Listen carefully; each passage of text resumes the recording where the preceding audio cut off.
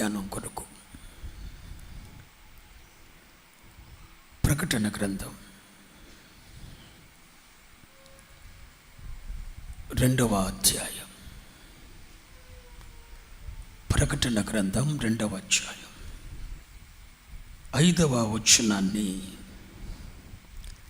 మీ ముందుకు తీసుకొని వస్తున్నాను. నీవు ఏ స్థితిలో నుండి పడితేవో అది జ్ఞాపకము చేసుకుని మారు మనసు పొంది ఆ మొదటి క్రియలు చేయము. చాలమ్మా, ఈ చిన్న మాట నా వెనక మీరు చెప్పండి. నీవు ఏ స్థితిలో నుండి పడితేవో అది జ్ఞాపకము చేసుకొని మారు మనసు పొంది ఆ మొదటి క్రియలు చేయము.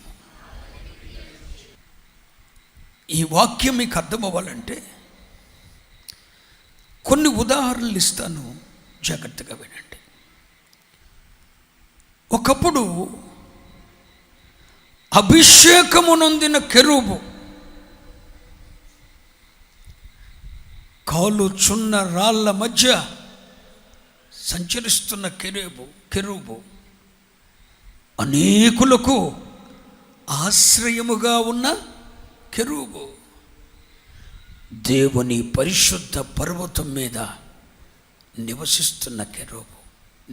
యెహెజ్కేలు గ్రంథం 28వ అధ్యాయం. యెహెజ్కేలు గ్రంథం 28వ అధ్యాయం 14వ వచనం.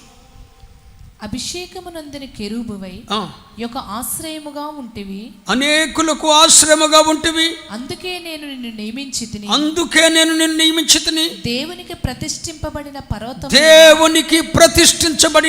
పర్వతము మీద నీ ఉంటివి. వినండి, ఇది ఎక్కడుంది? అభిషేకము నొందిన కెరూబు అనేకులకు ఆశ్రయముగా ఉన్న కెరూబు దేవుని చదువమ్మ మాట. దేవునికి ప్రతిష్ఠించబడిన పర్వతము మీద నీ ఉంటివి. ఎంత ఉన్నత స్థితి అండి! దేవునికి ప్రతిష్ఠించబడిన పర్వతం మీద ఉన్నాడు. సియోను మీద సంచరిస్తున్నాడు. సియోనులో సంచరిస్తున్నాడు. నిత్య సియోనులో దేవునికి ప్రతిష్ఠించబడిన పర్వతం మీద ఉన్నాడు. ఎవడు? అభిషేకమునొందిన కెరూబు.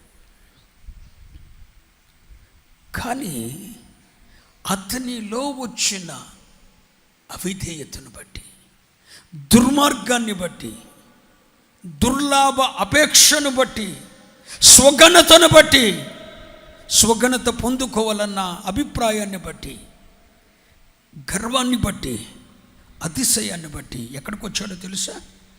అదే యెహెజ్కేలు గ్రంథం 28వ అధ్యాయం 17వ వచనం.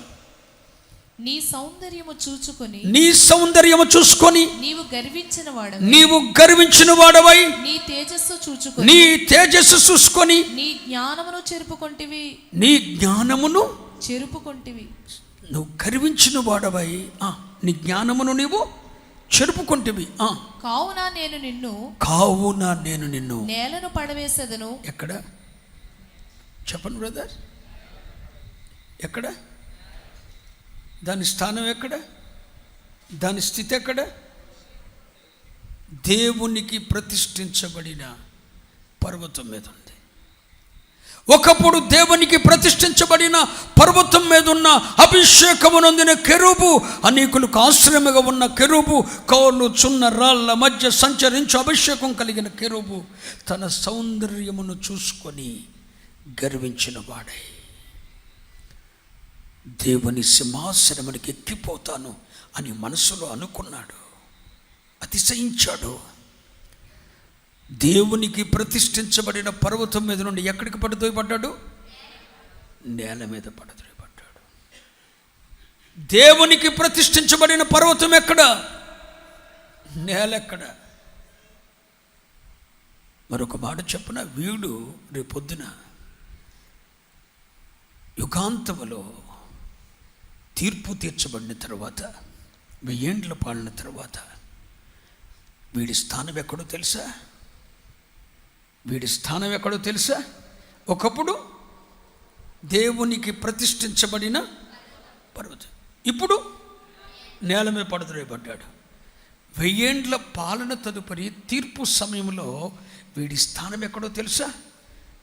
యెషయా గ్రంథం 14వ అధ్యాయం, యెషయా గ్రంథం 14వ అధ్యాయం 15వ వచనం.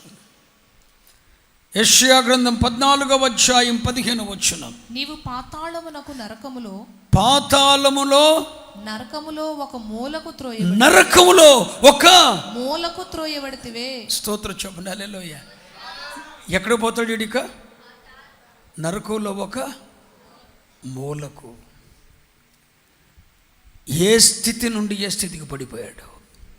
ఒకప్పుడు వీడు తేజో నక్షత్రం, ఇప్పుడు భూమి మీద వాడు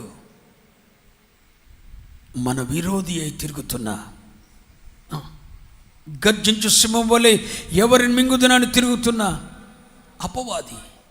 ఒకప్పుడు అభిషేకం నందుని కెరూబు, దేవునికి ప్రతిష్ఠించబడిన పర్వతం మీద నుండి పడద్రోయబడ్డాడు. ఇప్పుడు భూమి మీద అపవాదిగా తిరుగుతున్నాడు. రేపొద్దున వీడి స్థానం ఎక్కడ? నరకంలో ఒక మూల. నరకంలో కూడా చోట్లేదు, నరకంలో కూడా ఒక మూలండి. అక్కడ కూడా వీడి స్వేచ్ఛ లేదు. ఏ స్థితిలో ఉండి ఏ స్థితికి పడిపోయాడో, ఏ స్థితిలో ఉండి ఏ స్థితికి పడిపోయాడో. ప్రకటన గ్రంథం 12వ అధ్యాయం 4వ వచనం. ప్రకటన గ్రంథం 12వ అధ్యాయము 4వ వచనం. దాని తోక ఆకాశ నక్షత్రములలో మూడవ భాగమును ఈడ్చి వాటిని భూమి మీద పడవేశాను. చూడండి, ఎక్కడుండాల్సిన నక్షత్రాలు? ఆకాశంలో.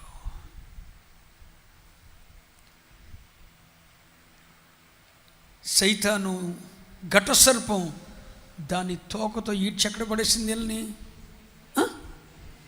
చెప్పాలి? భూమి మీద. ఈ నక్షత్రాల స్థానం ఎక్కడ? ప్రకటన గ్రంథం 12వ అధ్యాయంలో నక్షత్రాల స్థానం ఆకాశంలో. కానీ సాతాను తోకలో వారి అవిధేయతలను బట్టి చిక్కబడి ఎక్కడ పడేసింది? భూమి మీద పడేసింది. ఎంత అత్యున్నత స్థానము నుండి ఎంత అల్పమైన స్థానానికి దిగిపోతున్నావు. మరొక ఉదాహరణ నేను మీకు ఇస్తాను. ఒకడు యెరూషలేము నుండి దిగి వెళ్ళొచ్చు. మంచి సమరయోని కథలో ఆ ప్రయాణికుడు ఎక్కడి నుండి ఎక్కడికి వెళ్తున్నాడు? యెరూషలేము నుండి యెరికోకి దిగి వెళ్ళొచ్చు. దొంగల చేతిలో చిక్కబడి కొట్టబడి కొర ప్రాణంతో త్రోవ ప్రక్క పడి ఉన్నాడు. అసలు వీడు ఎక్కడ ఉండాల్సినాడు? యెరూషలేములో. కానీ ఎక్కడికి దిగెళ్తున్నాడు? యెరికోకి. యెరూషలేము జీవము గల దేవుని సన్నిధిని, జీవము గల దేవుని సహవాసాన్ని చూయిస్తుంది. జీవము గల దేవునితో, జీవము గల దేవుని సహవాసముతో అంటూ కట్టబడి ఉండవలసిన వీడు యెరికోలో ఉన్న సువాసనకు ఆగ్రహించి, యెరికోలో ఉన్న సువాసనను ఆగ్రహించి, అంటే శాపగ్రస్తమైనది యెరికో, అక్కడ సువాసన ఉంది. ఆ సువాసనను ఆగ్రహించి శాపగ్రస్తమైన లోకమునకు సూచనగా ఉన్న యెరికోకి దిగి వెళ్ళొచ్చు. దిగి వెళ్ళొచ్చు. ఎక్కడున్నాడు? యెరూషలేము ఎక్కడుంది? కొండ మీద కట్టబడిన పట్టణం. యెరికో ఎక్కడ? లోయలో ఉంది. కొండ మీద ఉన్న పట్టణం మీద నుండి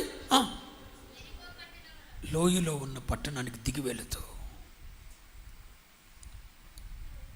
దొంగల చేతిలో చిక్కబడి కొట్టబడి కొర ప్రాణంతో త్రోవ ప్రక్కన, అంటే ఒక నాశనకరమైన మార్గంలో పడి ఉన్నాడు.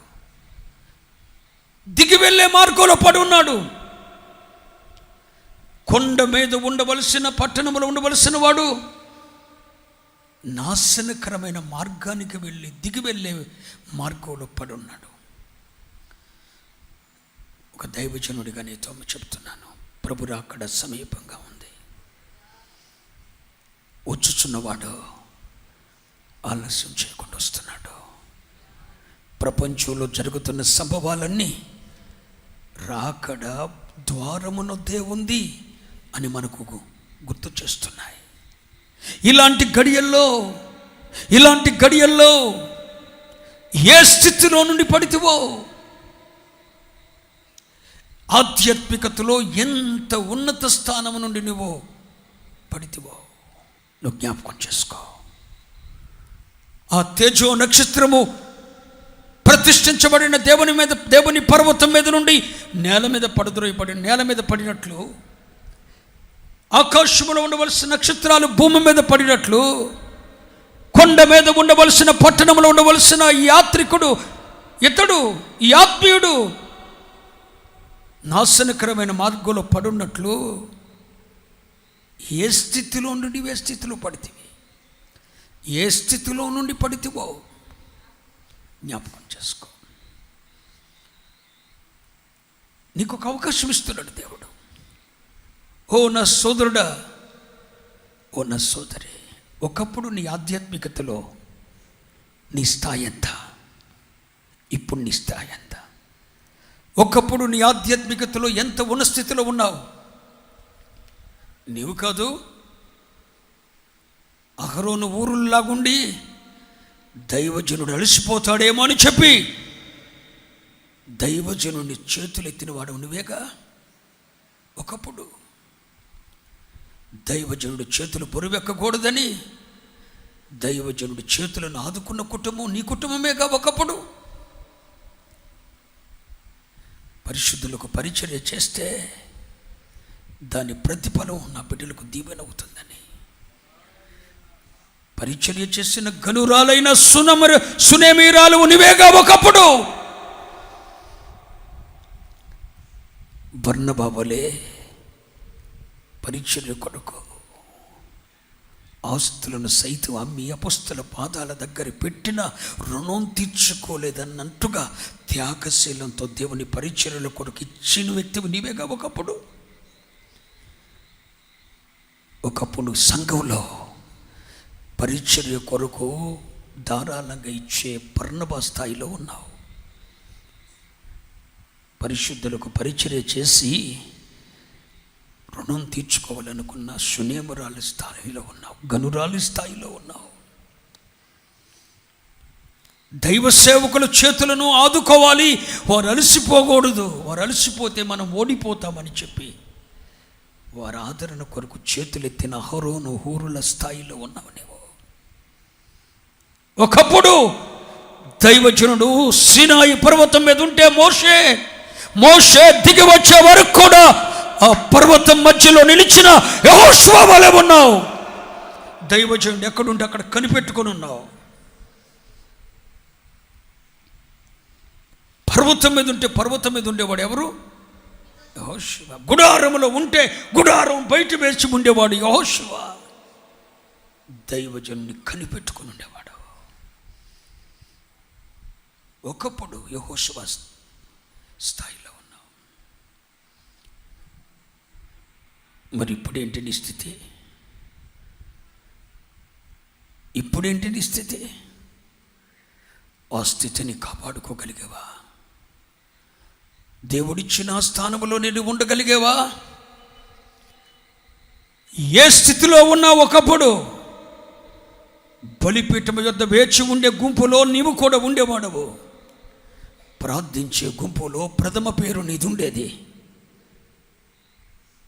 ఆ స్థితిలో నుండి ఈరోజు ఏ స్థితిలో ఉన్నావు? ఏ స్థితిలో నుండి పడితివో అది జ్ఞాపకము చేసుకొని,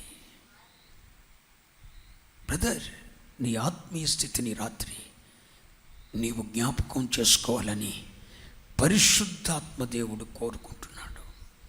ఆమేన్ చెప్పండి. ఆమేన్ చెప్పండి. నీ ఆత్మీయ స్థితి ఎంతగా దిగజారిందో నువ్వు జ్ఞాపకం చేసుకో.